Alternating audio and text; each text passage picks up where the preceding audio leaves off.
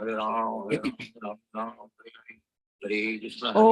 Ajnanati Mirandhasya Jnananjana Shalakaya Chakshurunmilitam Yena Tasmai Shri Guruve Namaha Shri Chaitanya Manobhishtam Sthapitam Yena Bhutale Swayam Rupa Kadamahyam Dadati Swapadantikam Vandeham Shri Guru Shri Yutpad Kamalam Shri Gurun Vaishnavamscha Shri Rupam Sagrajatam Sagana Raghunathanvitam Tam Sajivam Sadvaitam Savadhutam Parijjana Sahitam Krishna Chaitanya Devam Shri Radha Krishna Padan Sahagana Lalita Shri Vishakhanvitamscha He Krishna Karuna Sindho Dina Bandho Jagatpate Gopesha Gopika Kanta Radha Kanta Namostute Tapta Kanchana Gaurangi Radhe Vrindavaneshwari Vrishabhanu Sute Devi Pranamami Hari Priye Pancha Kalpatrubhyascha Kripa Sindhubhya Evacha Patitanam Pavanebhyo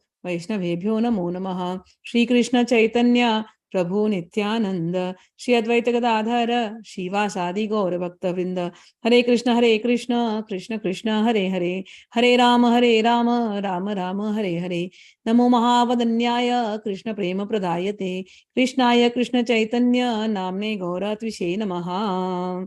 So we are on chapter 10. We are so fortunate to hear this Gita from Bhagwan. And in chapter 10, last time we stopped at Shlok number 7. And this chapter 10 describes the opulence of the Absolute. Today we are going to read the most important shlokas of this chapter. Starts from 8th, 9th, 10th, and 11th. These shlokas are the heart of Bhagavad Gita. You know, when people call me sometimes, and they're like, please, can you say something on Bhagavad Gita? So if I have to speak something on the Bhagavad Gita, I'll be like, okay, get the Bhagavad Gita. I just open chapter 10 and these are the shlokas that I'll say. 8th, 9th, 10th, 11th. So, you know, you guys are learning Gita.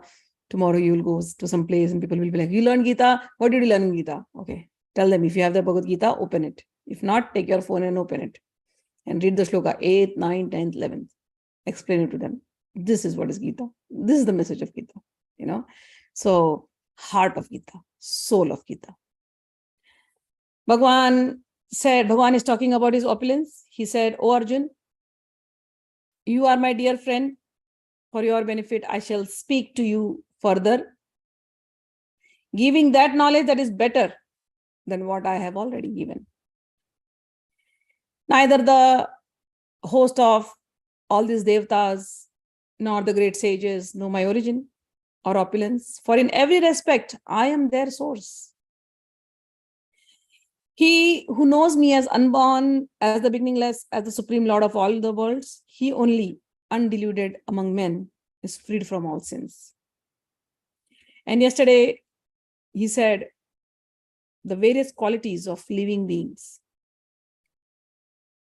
like intelligence, knowledge, freedom from doubt and delusion, forgiveness, truthfulness, control of the senses, control of the mind, happiness and distress, birth, death, fear, fearlessness, non-violence, equanimity, satisfaction, austerity, charity, fame and infamy.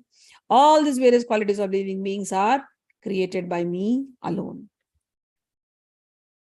The 7 sages and before them, the 4 great sages and the Manus, the progenitors of mankind, all came from me. Born from my mind, and all the living beings populating the various planets descend from them.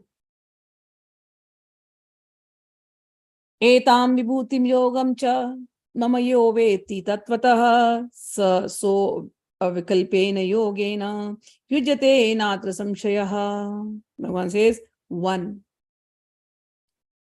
who is factually convinced of this opulence and mystic power of mind engages in unalloyed devotional service of this, there is no doubt. So you have to know the opulence of Bhagwan. Why is he saying this, all this? Bhagwan is standing in front of Arjun like a small two-handed form, like a human being, like a normal human being. And Bhagwan is Arjun's friend. And Bhagwan is going on telling about his opulence now. I am the father of everything. I give everything. Everything has come from me. Those who believe in me like this will become my devotee. It is very difficult for Arjun to believe all this. So Arjun will keep asking questions.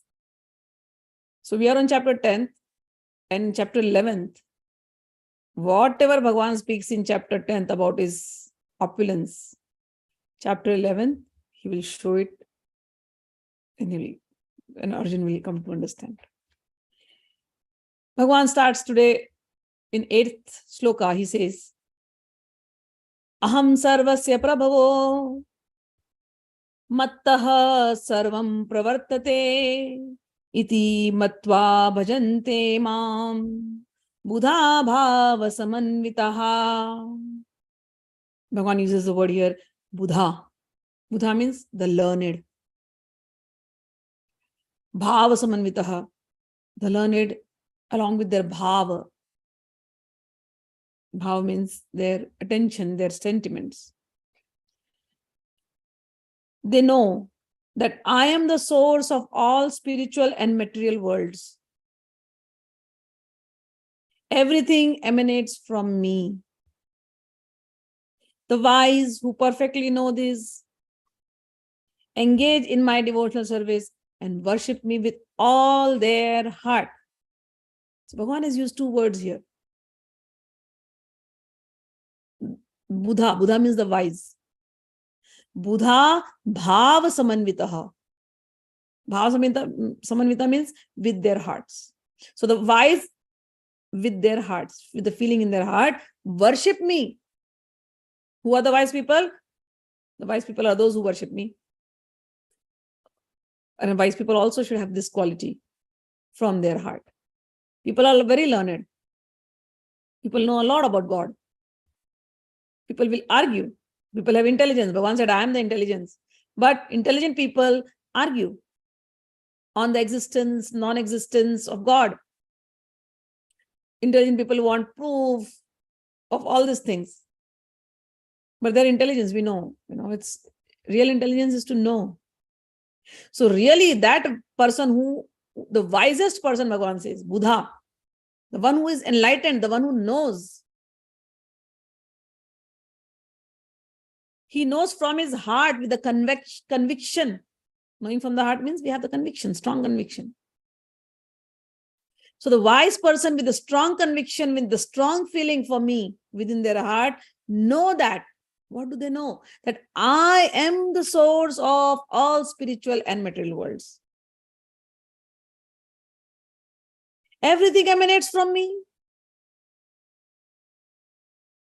So the wise who perfectly know this engage in my devotional service with their hearts. And these wise people, they also develop some quality. When they are engaging with their hearts, what does it mean? Heart is the center of your consciousness.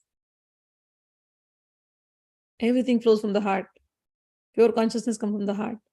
So their consciousness, with their full consciousness, they are Krishna conscious, they are God conscious. They worship me with their full consciousness. He goes on saying in Shloka number 9. These are the qualities of a pure devotee.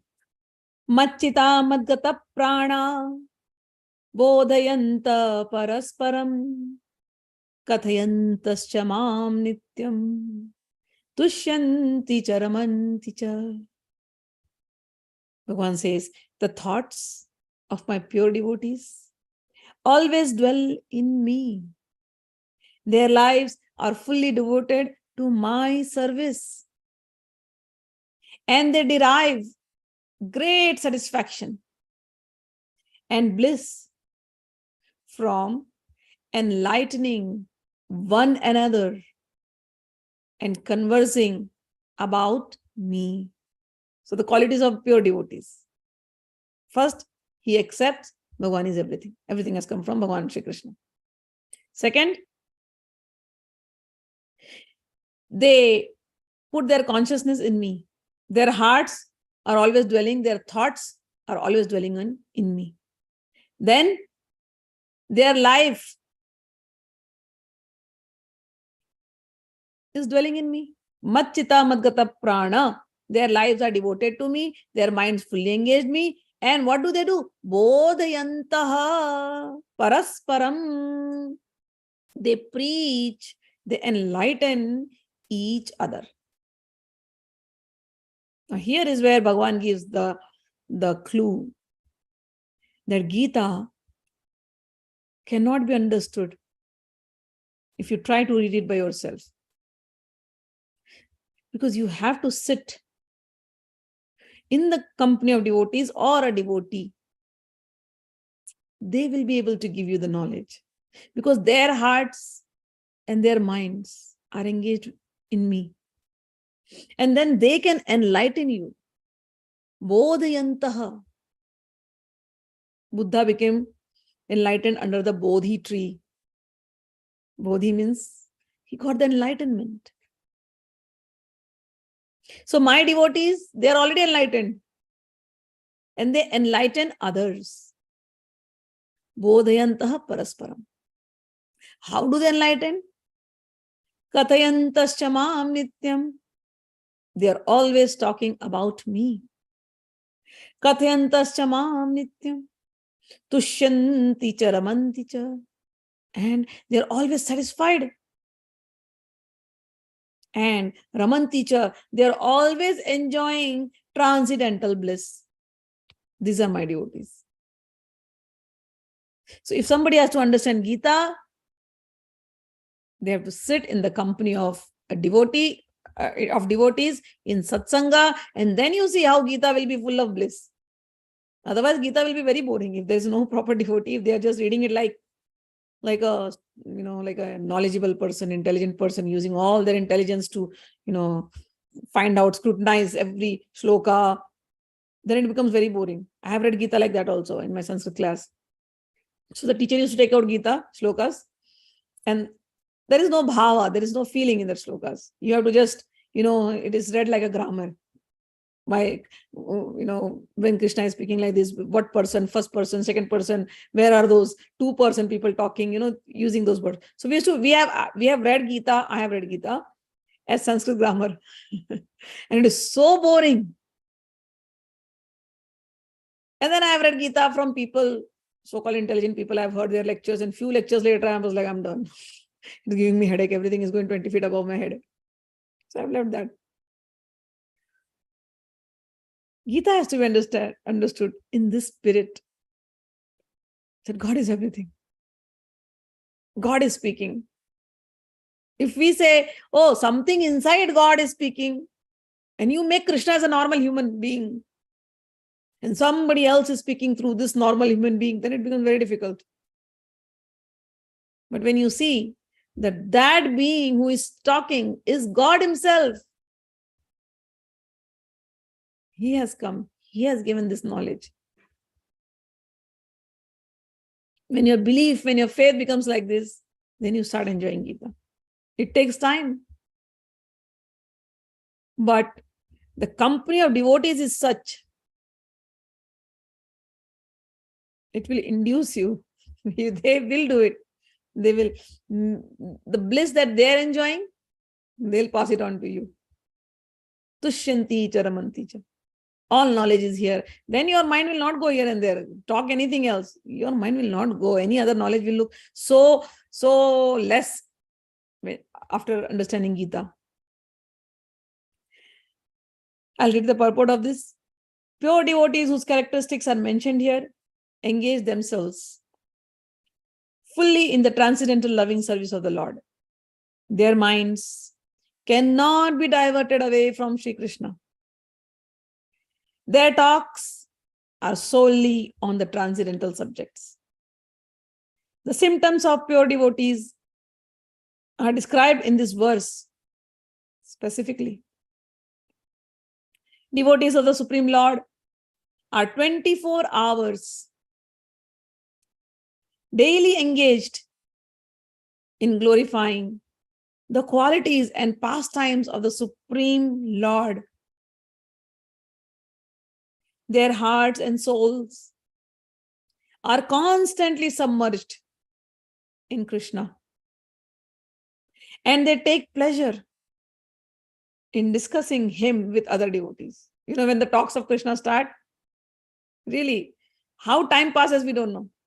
So quickly it goes. Like 1 hour we give lecture and I'm like, okay, 1 hour gone already, so soon. That is how it is. I had a friend, she's as much loving Krishna as much as I. So when in our younger days, when we used to meet, sometimes I would sleep at her home. Whole night, we are only talking about Krishna. And we lose sleep. 2-3 days if I stay, like whole night we'll talk about Krishna. Morning 4 o'clock we go for the Mangala Arati. Then we come back, we have the prasadam, breakfast, everything in ISKCON, then come back home, make prasadam for Krishna. Even while we are resting, we are thinking about Krishna only. Then we have to force each other, okay, sleep for half an hour, then we'll talk about Krishna after we get up.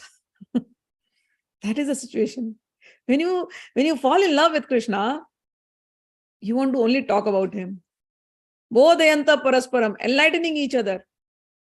She would enlighten me with what she's doing.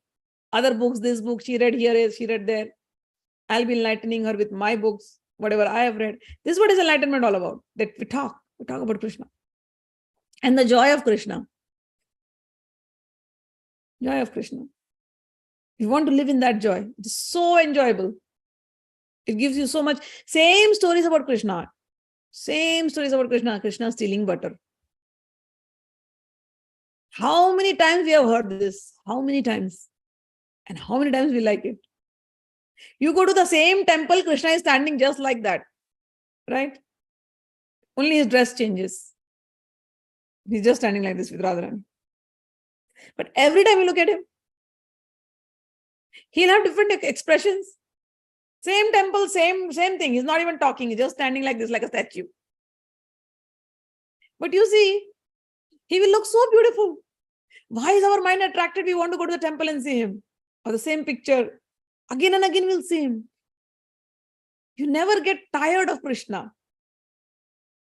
You never get tired of the topics of Krishna. This is the quality of pure devotee. This is what Bhagwan is saying in this shloka. Qualities of pure devotees. They are never tired of hearing about Krishna. And they take pleasure in discussing him with other devotees. In the preliminary stage of devotional service, they relish the transcendental pleasure from the service itself. And in the mature stage, they're actually situated in the love of God. Once situated in that transcendental position, they can relish the highest perfection, which is exhibited by the Lord in his abode. Now you guys are on the, you're getting introduced to Krishna and his knowledge. Slowly, you will fall in love with Krishna. And then when you fall in love with Krishna and you see his loving personality, just many Rasik saints, they have described in their padas. Those are full of nectar, full of joy. Right now you're enjoying the knowledge. You're only seeing the knowledge aspect of Krishna here in Gita. He's a different person altogether when he's with the Rasik saints. So if somebody, understands, falls in love with Krishna, they will start relishing the highest things also. The highest perfection which is exhibited by the Lord in his abode. Lord Chaitanya likens transcendental devotional service to the sowing of a seed in the heart of a living entity. There are innumerable living entities traveling throughout the different planets of universe. And out of them, there are few who are fortunate enough to meet a devotee, a pure devotee, and get the chance to understand devotional service. This devotional service is just like a seed. And if it is sown in the heart of a living entity, and if he goes on hearing and chanting, Hare Krishna, Krishna Krishna, Hare Hare, Hare Ram, Ram Ram, Hare Hare, the seed fructifies. just as the seed of a tree fructifies with regular watering. The spiritual plant of devotional service gradually grows and grows until it penetrates the covering of the material universe and enters the Brahma Jyoti effulgence in the spiritual sky. In the spiritual sky also, that plant grows more and more until it reaches the highest planet, which is called the Goloka Vrindavan, the supreme planet of Krishna. Ultimately, the plant takes shelter under the lotus feet of Krishna and rests there. Gradually, as a plant grows fruits and flowers, that plant of devotional service also produces fruits, and the watering process in the form of chanting and hearing goes on. This plant of devotional service is fully described in Chaitanya Charitamrita, Madhya Lila. It is explained here that when the complete plant takes shelter under the lotus feet of Supreme Lord, one becomes fully absorbed in the love of God. Then he cannot leave even for a moment without being in contact with the Supreme Lord, just as a fish cannot be without water. In such a state, the devotee actually attains the transcendental qualities in contact with the Supreme Lord. The Srimad Bhagavatam is full of such narrations about the relationship between the Supreme Lord and his devotees. As stated in the Bhagavatam itself, Srimad Bhagavatam Purana Mamalam Yad Vaishvana Nam Priyam. In this narration, there is nothing but material activities, about material activities, economic development, sense gratification, or liberation. Srimad Bhagavatam is the only narration in which the transcendental nature of the Supreme Lord and his devotees is fully described. Thus, the realized soul in Krishna consciousness take continual pleasure in hearing such transcendental literatures, just as a young boy and girl take pleasure in association. So, the qualities of the devotee and how the devotional plant, Bhakti Lata, it's called Bhakti Lata. Bhakti Lata means the creeper of devotion. How does it grow? So, whatever we are learning from Gita, I always say, I'm like a farmer. I'm just sowing seeds in all your hearts. That's all. You have to continuously water it. You have to make your heart, your consciousness fertile for this creeper to grow, for this plant to grow. You have to continuously water it by chanting and regular hearing. Then as the tree grows, this devotional tree, this plant grows in your heart. You have to protect it with a fence. Otherwise, these worldly animals, Kam, Krodh, Lobh, Moh, all those things, the worldly desires who are like animals, they'll come and they'll eat it up, your devotional plant, which is growing in your heart. So that's why you must always have a fence of satsanga and a fence of devotees, always. Then this plant will keep growing. And once the plant has become big, then no animal can eat it. Like you grow a mango plant. When it is young, any animal can come and, destroy it. But if the mango plant has grown very big, nobody can destroy it. In fact, it will give shade to so many people. It will give so many fruits to so many people. Similarly, this devotional creeper, this devotional plant, which is growing in your heart, you regularly water it with your chanting. You make a fence of devotees and satsanga and let it grow. Once it becomes so deep-rooted and it becomes so big means you're always thinking about Krishna. And then wherever you go, the fruits will be Krishna, will be the love of Krishna. So you'll be distributing that love of Krishna to everybody. This is the quality of a devotee. This is transcendental service. This is what we are aiming for. Machchittā, madgataprāṇā, bōdhayantaḥ parasparam, kathayantaścha nityaṃ, tuṣyanti ramanti. They are doing my katha, talk about me. So how do you talk about him? You should know about him. I always say, if you love somebody, if you say, I am a great devotee, whose devotee are you? Okay, whatever God. Say, I am a Krishna devotee. I must know about Krishna. Just by chanting malas, I'm not a devotee still. I don't know about the person whom I love. Then what kind of love is that? So you should know. Who is Krishna? Oh, he spoke this Bhagavad Gita. Where was he? He was born. Yes, he was born. Give a proof. He was born in Vrindavan. People ask for a proof.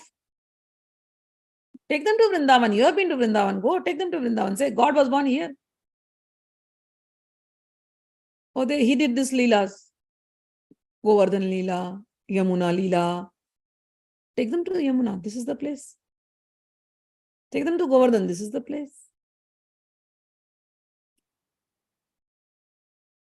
Everything is there. The proof is there. But how will you know? Well, it is written. It is recorded history. Puranas are recorded history. Puranas mean history. Ancient history. It is recorded. He built Dwarka. It is recorded. Where, he left Raj, then he went to Mathura. From there, he escaped to Dwarka. Dwarka, they made a city. And that city got submerged in ocean. Scientists went now, they discovered it. So, Krishna was there. Krishna being there, whatever he has done has been recorded as a history, and it has been recorded in our Purana. Purana means recorded, ancient recorded history. And that Purana is known as Srimad Bhagavad Mahapurana. Srimad Bhagavatam. You buy it from ISKCON, it will be close to, I think, 12 or 18 books in ISKCON. Srimad Bhagavad Mahapurana, where there are stories about Krishna. So are they mythological? No, there are proofs. Go to those places. Vrindavan exists. Wherever he did his pastime did exist. So this is what this is what means enlightening each other. Making them realize Bhagwan is not an imaginary character. Bhagwan came, Bhagwan spoke. This book is not an imaginary, something fictional book. Bhagwan came, Bhagwan spoke, Bhagwan did these Leelas at different places. Those places are still existing. Govardhan is still existing. Yamuna is still existing. Dwarka is still existing. Hastinapur is the capital of India. Kurukshetra, the war where it happened, the war, that tree is still there in Kurukshetra. 5,000-year-old tree. It's still there. So everything is there. History, whatever is there. So all this information of Bhagwan, if we love Bhagwan, we should know about him. How do we get it? We read books. We read Gita. Then the Gita is a first level book, or say complete by itself. This is the beauty of our books, If you read this much also, you'll get complete knowledge. If you read the entire stuff, also you'll get complete knowledge. There is no knowledge which is incomplete in our, that is the way of writing we have to, in every of our scripture, this is how it is written. So Bhagavad Gita, if somebody has read and he ended his studies here, he has gotten all the knowledge of Vedas and Puranas. But somebody gets more interested. Okay, I heard from Krishna, I heard about Arjuna, I want to know more about them. Where will I know? Oh, then go to the second level of book. Second level is Srimad Bhagavad Mahapurana. And after that, there is another book, Sri Chaitanya Charitamrita. If you want to understand what is love, how to love Krishna, pure love of gopis, then you should go to Chaitanya Charitamrita, read Chaitanya Mahaprabhu's life. So 3 books if somebody has read, in my experience, this is what I have done, they will know everything. Anything else they don't need to know. You are complete. You are complete. So first level, as far as reading goes, first level is Bhagavad Gita, second level is Srimad Bhagavatam. I've done it in Hindi. Hopefully in future I'll do it in English too. Okay. All right. So in the Srimad Bhagavatam, what is it? It is the Srimad Bhagavatam is the only narration in which transcendental nature of the Supreme Lord and his devotees is fully described. Thus, the realized souls in Krishna consciousness take continual pleasure in Hearing such transcendental literatures, just as a young boy and girl take pleasure in association. Okay, Aman Rai's Bayalis Leela. Yes, Bayalis Leela is very book, but Bayalis Leela is more higher, Aman. This group, people are still taking Gyan. I am trying to connect them with Krishna. Once they're connected with Krishna, and they know more about Krishna, they fall in love with Krishna, they understand what is Gopi Bhav, then comes Bayalis Leela. It is the highest of highest, the secret of secret. Bayalis Leela is very beautiful. If somebody can read, understand Hindi, then they should go to the channel. I'm reading Bayalis Leela for some very few devotees, very, very few. And the timing is also very odd timing. It's 5 o'clock early morning only on Saturdays. So very few people come, but I have put it on the channel also because I know some people will go and listen, whom God will inspire. So for those few handful of devotees who want to understand what this love is, they can go and hear. All right. Now 10th shloka. Tesham satatayuktanam bhajatam priti purvakam dadami buddhi yogam tam yenma upayanti te. Bhagwan says, to those who are constantly devoted to serving me with love, I give the understanding by which they come to me. I give buddhi yoga. Here there's a word. Dadami buddhi yogam.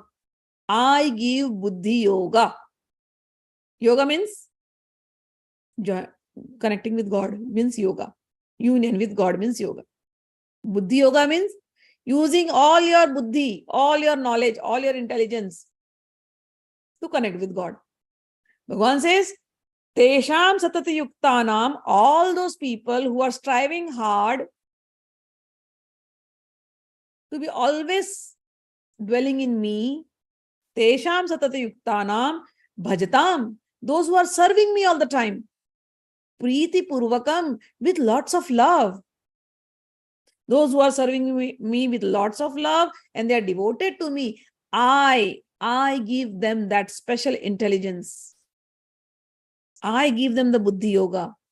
I give them that special understanding by which they come to me. So this chapter, chapter 2, there he said, I'm giving you buddhi yoga. I'm explaining you buddhi yoga. Now here in 10th, he's come to buddhi yoga. I am going to give that buddhi yoga to you. In this verse, the buddhi yoga is very significant. We may remember in 2nd chapter, Lord instructing Arjuna said that he had spoken to him of many things and that he would instruct him in the way of buddhi yoga. Now he has come. Now buddhi yoga is explained. This 8th, 9th, 10th, 11th shloka. Okay. Buddhi yoga itself is acting in Krishna consciousness. That is the highest intelligence. Buddhi means intelligence. And yoga means mystic activities or mystic elevation. When one tries to go back to home, back to Godhead, and takes fully to Krishna consciousness in devotional service, his action is called buddhi yoga. In other words, buddhi yoga is the process by which one gets out of the entanglement of this material world. The ultimate goal of progress is Krishna. People do not know this. Therefore, the association of devotees and a bona fide spiritual master are important. One should know that the goal is Krishna. He gave it to us in chapter 8. And when the goal is assigned, then the path is slowly but progressively traversed and the ultimate goal is achieved. When a person knows the goal of life, but is addicted to the fruits of activities, he is acting in karma yoga.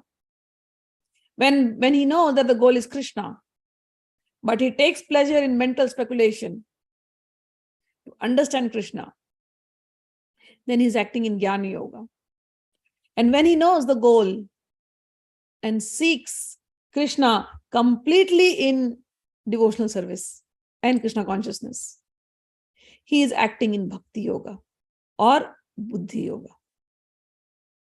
which is the complete yoga. So buddhi yoga, so he said, I am going to give them buddhi yoga. And before that he said, my devotees, in the company of my devotees, this yoga you can achieve. And my devotees, what do? They talk about me. In that company, Tesham, that company of people, that company of devoted bhaktas who are singing constantly my name and who are deriving great pleasure in chanting my name and talking about me, tesham, to those devotees, satata yuktanam, those who are constantly engaged in my service, those devotees, as mentioned in sloka number 9th. Those devotees who are serving me with love, I give them Buddhi Yoga. So Buddhi Yoga is equal to Bhakti Yoga. He is acting in Bhakti Yoga or Buddhi Yoga, which is complete yoga. The complete yoga is the highest perfectional stage of life. A person may have found a bona fide spiritual master and may be attached to a spiritual organization, but if he is still not intelligent enough to make progress, then Krishna from within gives him instructions so that he may ultimately come to him without difficulty. The qualification is that a person always engage himself in Krishna consciousness with love and devotion, render all kinds of service. He should perform some sort of work for Krishna, and that work should be with love. If a devotee is not intelligent enough to make progress on the path of self-realization, but is sincere and devoted to the activities of devotional service, the Lord gives him a chance to make progress and ultimately attain him. How does he do that? 11th shloka. Tesham eva anukampartham aham agyanajam tam tamaha nashyami atma bhavastho jnanadipena bhasvata. Bhagwan says, to show them special mercy, I, dwelling in their hearts, destroy all the ignorance, all the darkness born of ignorance. How do I do this? I become the shining lamp of knowledge in their hearts. Whom? So it started from 8th shloka. All those devotees who believe that I am the source of everything and they devote themselves wholeheartedly to me. 8th shloka. 9th shloka, these devotees are constantly enlightening each other about me. Their minds and their hearts are always in me. They are talking about me and they delight and they are very happy conversing about me. These devotees, I give them that special Buddhi Yoga by which they can achieve me. And also, I become a shining lamp of knowledge in their hearts. I remove all the darkness of ignorance. Why do I do this?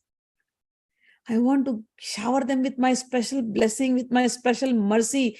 Tesham eva anukampartham. Anukampartham means to show special mercy. For them, certainly. Tesham means for them. Eva means certainly. For them, certainly to show special mercy, I remove all the ignorance from their life. So a devotee does not have to think about anything.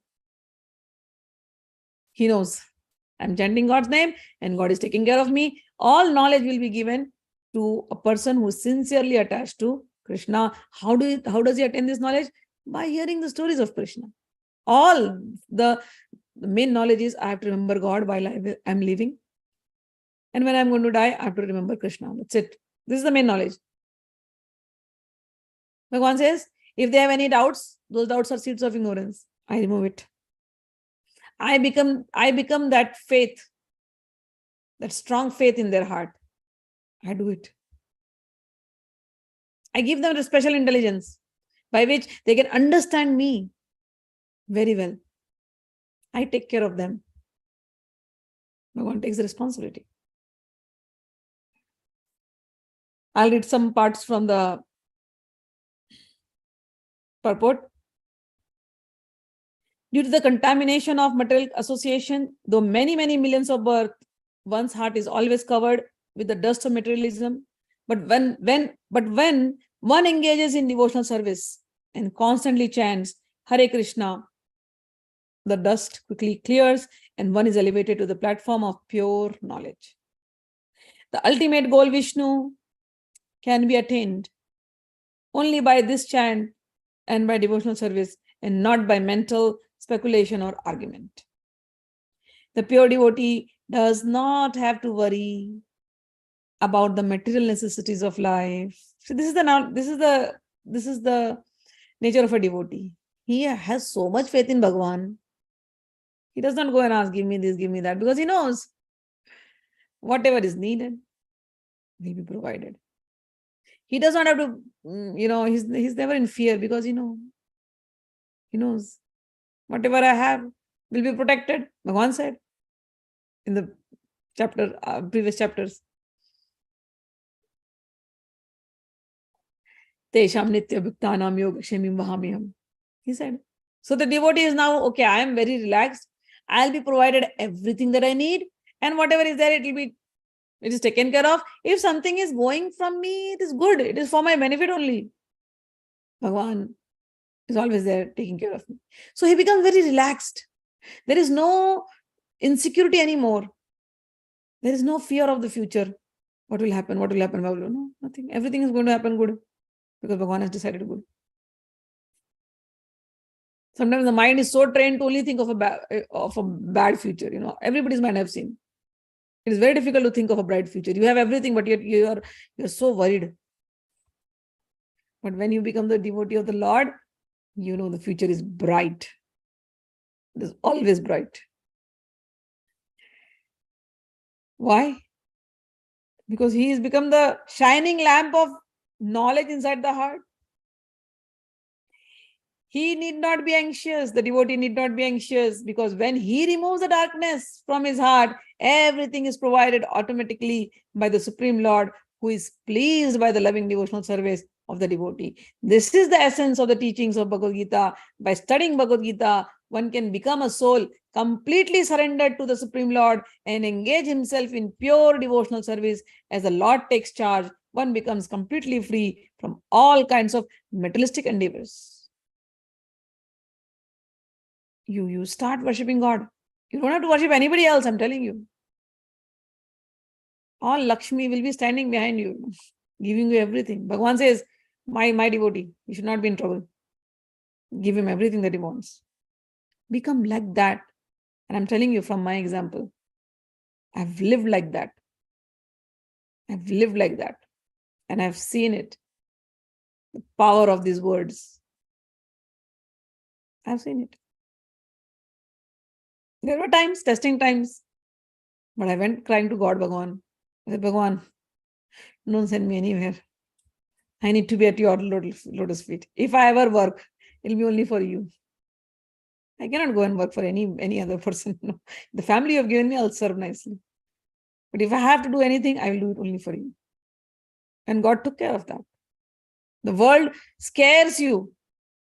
The world will always make you anxious, always fearful. Oh, this will happen, that will happen, that will happen. Every time any fear got into me because of the worldly association, I would go and just sit down in front of Mahalalita and say, Krishna, you both are there, then why I have to fear? My father used to teach this to me. Why fear when God is near? Why fear when God and Gurus are near? I used to repeat that again and again, again and again, again and again. And I have seen that Bhagwan provides everything. You have to trust.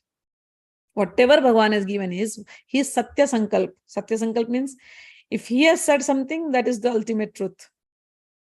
And if he has spoken the Gita and he's speaking so nicely, each and every word he's saying is truth. You should have that trust.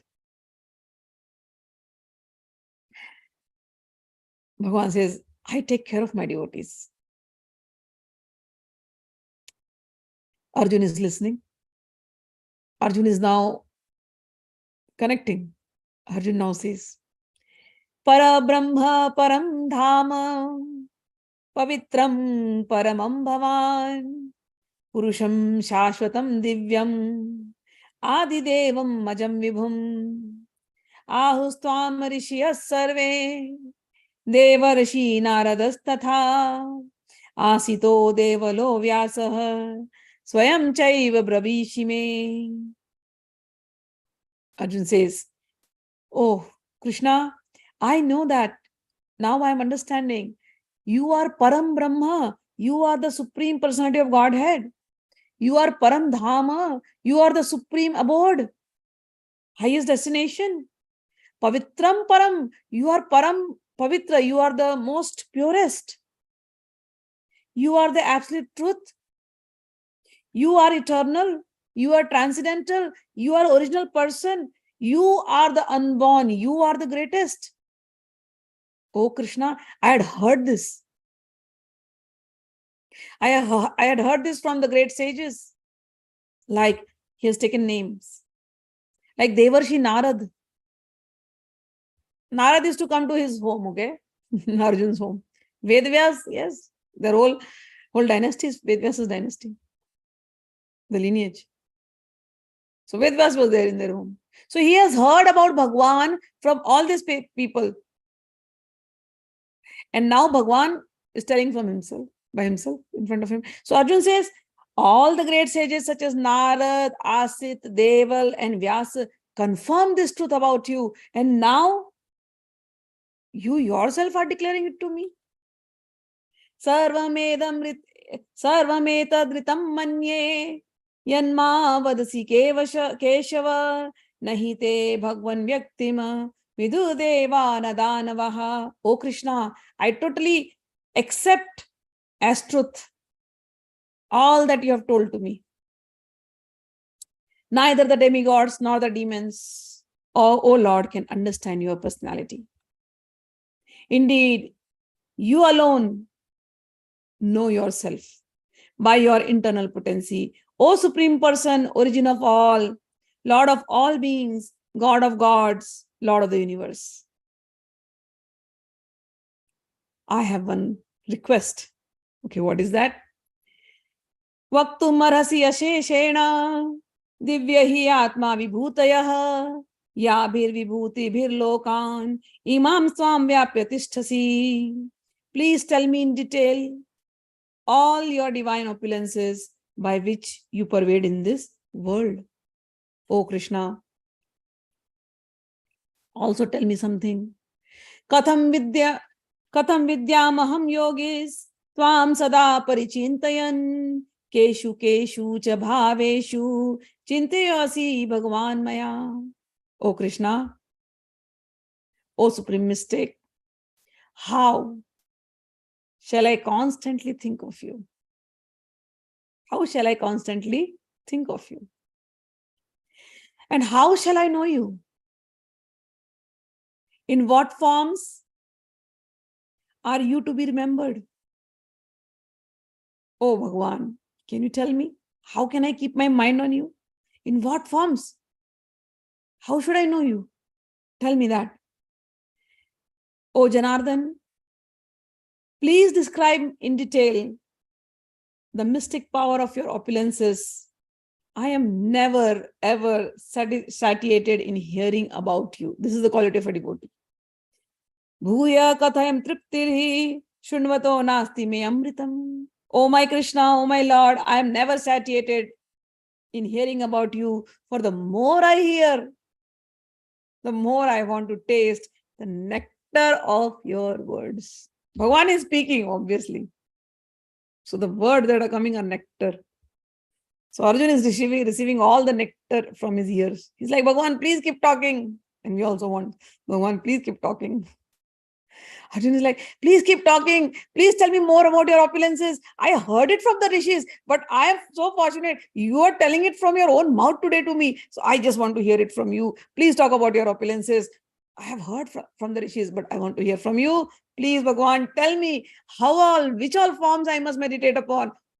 I must think about you, where all I can see you. Please tell me your opulences. I'm never satiated hearing about you. Bhagwan is happy. Shri Bhagwan uvacha hantate kathishyami divyayatma vibhutayah pradhayantaḥ kurushreshta nastyanto vistarasya me. Bhagwan said, yes, I will tell you of my splendorous manifestations, but only those which are prominent. O Arjun, for my opulence is limitless. Bhagwan says, my opulence is limitless, Arjun. But you have asked me. So I will only take the names of the prominent ones. Whatever is the highest you can think of in anything, everything is me only, my spark. But the highest is, you can think it's me. So what all he's saying? And he says, you want to hear about my opulence? You have asked me, where all should I think about you? Okay, let's start from the first thing. What is the first thing? Ahatma Gudakesha. Oh Gudakesh, oh Arjun, I am the Atma, I am the super soul. Ahatma Gudakesha sarvabhutashayasthita. Ahamadischa madhyamcha bhutanam evacha. Oh Arjun, I am the super soul seated in the hearts of all living entities. So if somebody asks you, where is Bhagwan? Now Bhagwan is telling all these points. Where is Bhagwan? Go inside your heart. Is Bhagwan talking? Yeah. The heart keeps beating. Thak, thak, thak, thak, thak, thak, thak. Does this sound like Radha? Radha, Radha, Radha, Radha, Radha. So that heartbeat, even if nobody talks, that heartbeat is always making some sound. And you can hear that. Bhagwan says, I am the super soul. Oh Arjun, sitting in the hearts of all living entities, I am the beginning. I am the middle and the end of all living beings. Here Arjuna is known as Gudakesha. And Gudakesha means one who has conquered the darkness of the sleep. So for those who are sleeping in the darkness of ignorance, it is not possible to understand how the Supreme Personality of Godhead manifests himself in various ways. But Krishna says, Arjuna, I know you what you are. You are not an ignorant person. So let us start from this. I am the heart, I am the super soul living in the heart of everyone. And then he goes on saying, Adityanam aham Vishnur Jyotisham Raviranchuman Marichir Marutam Asmi Nakshatranam aham Sashi. Of the Adityas, I am Vishnu. Adityas mean the sun. I am Vishnu. There is a name for sun, Surya Narayana. Narayana means Vishnu. I am Vishnu of lights. I am the radiant sun. Of Maruts, I am Marichi. And among the stars, I am the moon. So if somebody says, where is Bhagwan? Where can I see Bhagwan? Look at the sun. Every day it is coming. But sun is not Bhagwan. Bhagwan has to look like us. Yeah, he looks like us. But sometimes you don't want to believe that. So look at the sun. He says, I am the sun. In the night, look at the moon. I am the moon. Bhagwan says, of all the stars, I am the moon. It means all the stars also, it's me only. I am the moon too. Krishna Chandra. Bhagwan says, people try to find me in the Vedas. Vedas means knowledge. Through knowledge, they are trying to find me. Yes. Vedanam Samavedo Asmi. I am the Samveda. Devanam Asmi Vasavaha. I am the demigod Indra. Indriyanam Manaschasmi. Of all the senses, I am the mind. So where is Bhagwan? In the heart and in the mind. Indriyanam Manaschasmi. Bhutanam Chasmi Chetana. And I am the consciousness. So Bhagwan is in the heart. Bhagwan is the consciousness pervading in this body. And Bhagwan is in the mind. So where is Bhagwan? Heart, mind, and consciousness is Bhagwan. I am the living force, consciousness. Then Bhagwan goes on saying, Rudranam Shankaraschasmi. People like, we believe in Shiva. No problem. Of all the Rudras, I am Shankar. Rudranam Shankaraschasmi Vittesho Yaksharakshasam. People worship Kubera because they want wealth. Bhagwan says, okay, you have faith in Kubera. That's me only. Vittesho Yaksharakshasam. Pasunam Pavakaschasmi Meru Shikharinamaham. I am of all the Vasus, I am fire. And of mountains, I am Meru. Purodasam cha mukhyam mam vidhi partha brihaspatim senani maham skanda sarasam asmi sagarah. O Arjun, all the priests that you see, of course, my energy is in them. But still, the highest priest, Brihaspati, who is the priest of the Devatas, I am that Brihaspati. Of the generals, I am Kartikeya, son of Shiva Parvati. And of all the water bodies that you see, what is the biggest water body? Ocean. I am the ocean. Maharshinam Bhiguraham Giramasmi Ekam Aksharam Yajnanam Jap Yagyavasmi Sthavaranam Himalaya. Oh, of the great sages, I am Bhrigu. Of vibrations, I am the transcendental Om. Everything starts from the Om. I am that sound Om. Of sacrifices, I am the chanting of the holy names, Japa. Bhagavan says people do a lot of yagyas. They put oblations in the fire. So many yagyas people are doing. Bhagavan says, I am the highest yagya, and that highest yagya is Japa yagya. Keep chanting my name all the time. If somebody is doing this name, he is doing the highest yagya. So we don't have to do anything extra. He made it so simple for people living in Kali Yuga, for us. It's not possible to do all the rituals that is mentioned in the Vedas. So many yagyas are mentioned. We can't do anything. We don't even know those processes have disappeared. And whatever we read from the books, they're not very clear. Some of them look so impractical, and because they do not, we are in a different age altogether. So those yagyas may be good for those ages, but our ages, those yagyas are not good.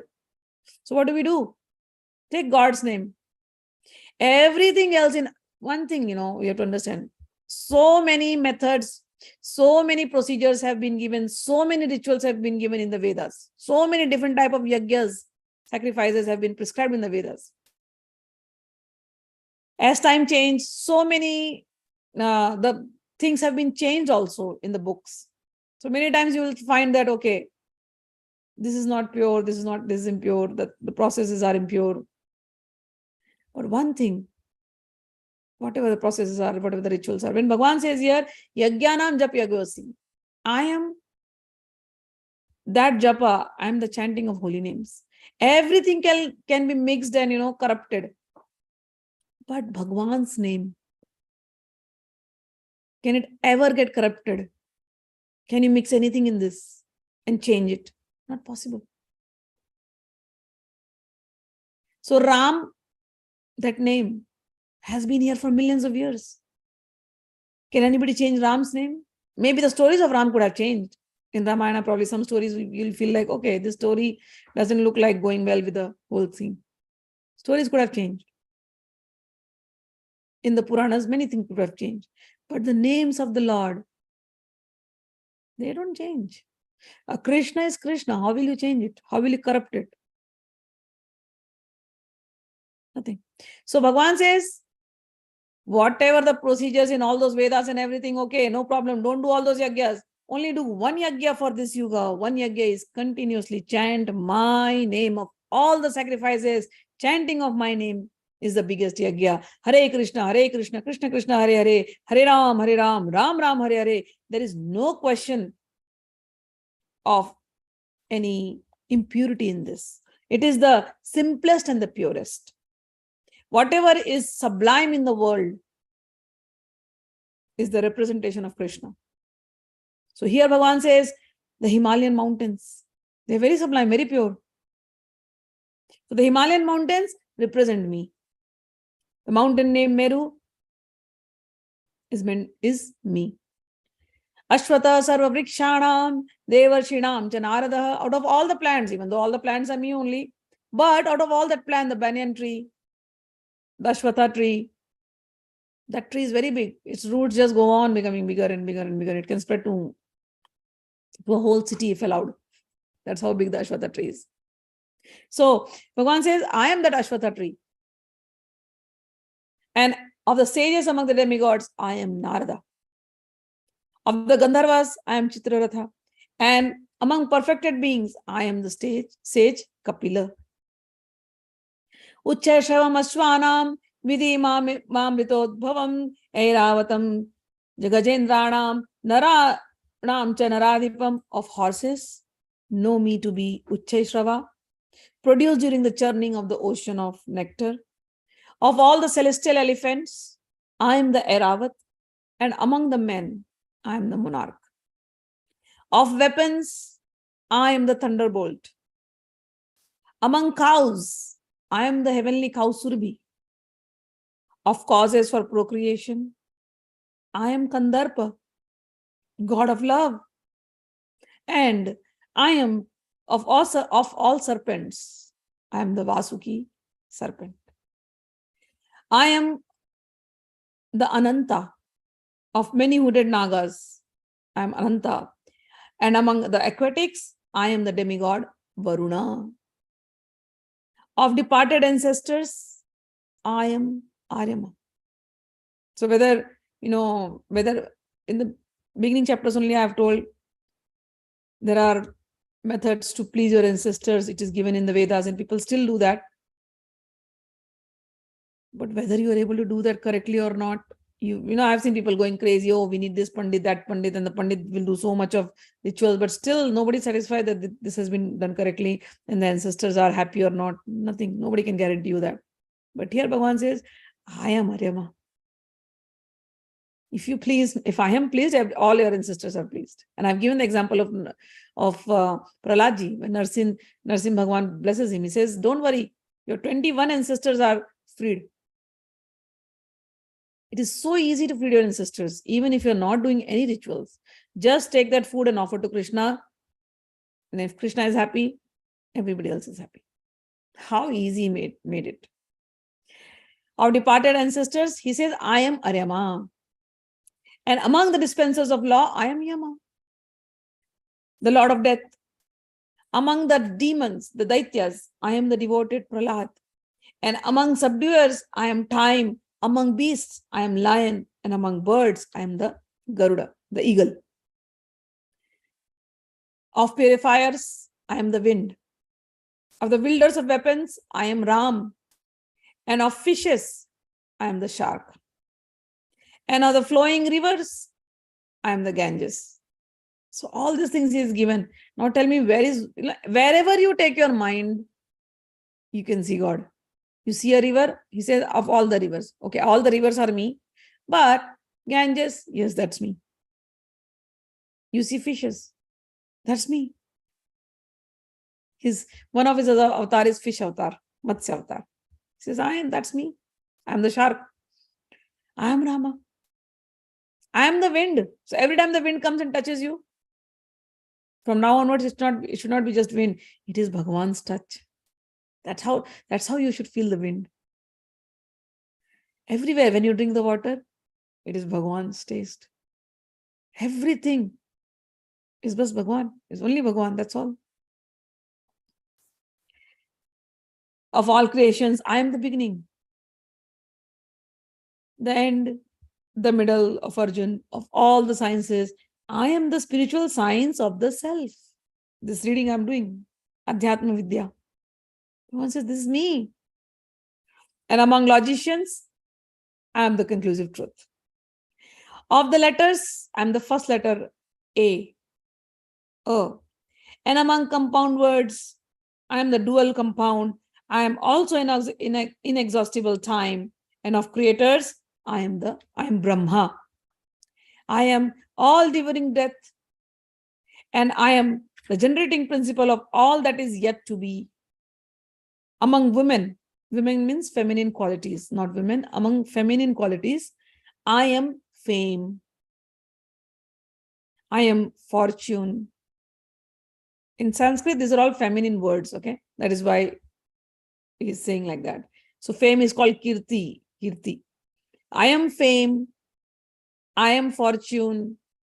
I am fine speech. I am memory. I am intelligence. I am steadfastness and patience. Even though when we're reading in English, these are all neuter gender words. But when we read in Sanskrit, these words are also feminine gender. So that is why it is said feminine qualities like Kirti, and then Shri, Vani, Smriti, Medha. These are feminine gender words. So Sanskrit has masculine gender words, feminine gender words, and neutral gender words. But the same words, when it translated in English, they all become neutral gender. Fame is fame, neutral. You cannot say it is a female. Fortune, it is neutral, right? Fine speech, neutral. So, but in Sanskrit, these are all feminine qualities. All right. Brihat Sama Tatha Samnam Gayatri Chandasamaham Masanam Marga Sirshoham Ritunam Kusmarakaha of the hymns. I am the Samveda, I am the Brihat Sama, and of poetry, I am the Gayatri. Of months, I am November, December. And of seasons, I am the spring. Also, I am also the gambling of the cheats. And of the splendid, I am the splendor, I am victory, I am adventure, and I am the strength of the strong. So I like this statement when he said, I am also the gambling of the cheats. So when I read this, in the beginning, I went to Vegas. And throughout my head, this thing is going on. I'm seeing everywhere gambling happening, and I'm like, okay, I'm the gambling of the cheats. I'm the gambling of the cheats. I'm like, okay, Bhagwan, everywhere it's only you. I understand. There is nothing in this world where Bhagwan is not there. So in that place, you go to Vegas. Vegas is like all the buildings are so different. It's a different city altogether. But Bhagwan says, I reside there too. And I actually saw.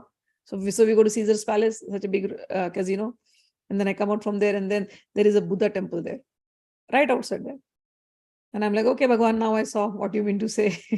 I am everywhere. And then there are, even though it's called a sin city, everywhere, they're at one point, at different places, they are distributing pamphlets for women and all those things. But then there are other people also who are distributing pamphlets, Jehovah's Witness or Bibles. So those people are also there. So Bhagwan is everywhere. Bhagwan says, all right, people are gambling, and that place also I am there. I am the gambling of the cheats, and of the splendid, I am the splendor. I am victory, I am adventure, and I am the strength of the strong. There are many kinds of cheaters all over the universe. Of all cheating processes, gambling stands supreme and therefore represents Krishna. As the Supreme, Krishna can be more deceitful than any other man. The unfortunate commentator who wants to cheat Krishna and the public by saying there is something greater than Krishna is cheated by Krishna. And the commentator cannot understand Krishna after any length of time. If Krishna chooses to deceive a person, no one can surpass him in his deceit. His greatness is not simply one-sided, it is all-sided. Among the victorious, he is victory. He is the splendor of the splendid. Among the enterprising and industrious, he is the most enterprising, most industrious.